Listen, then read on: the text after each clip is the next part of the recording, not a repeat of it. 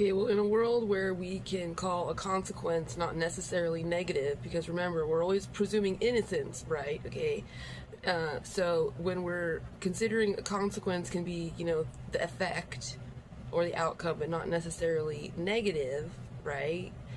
So then what's the ordinary consequence of going to the bar to have a drink? Hey, you're gonna have a drink.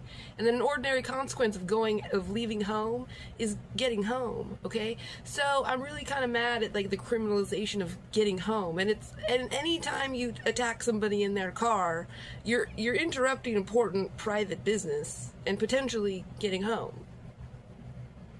And so also when you decide to just surveil a bar, at what point do you decide that a crime is unfolding? Because going to a bar and having a drink is an ordinary consequence of going to a bar and having a drink.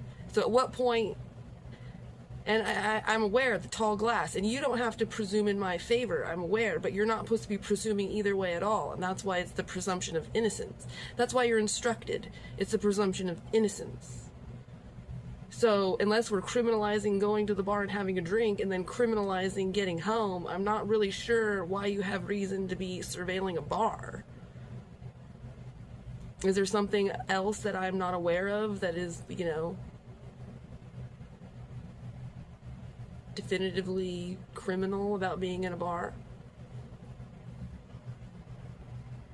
And keep in mind, car accidents aren't criminal, okay? So it is possible to harm somebody and have it not be criminal, right? So at that point, I'm not really sure in a normal car accident, like what is the protocol for deciding whether or not you get to test it for alcohol? Is it just smelling the alcohol? Because then I think if you have reasonable suspicion, once you come upon an accident, once you have reasonable suspicion to suspect that there's been drinking involved, then maybe you can order like an immediate blood test. I mean, how would that even work if you're in an accident? Like, obviously you have to wait for the ambulance to come and stuff. So then, but like, wouldn't that be what ratchets it up to a crime then? Or if you could prove reckless driving? Because an accident even in and of itself isn't even worthy of a criminal investigation, right? Isn't that why it's called an accident? And doesn't there have to be intent to harm with a criminal investigation? So again, at what point does walking into a bar create a criminal investigation?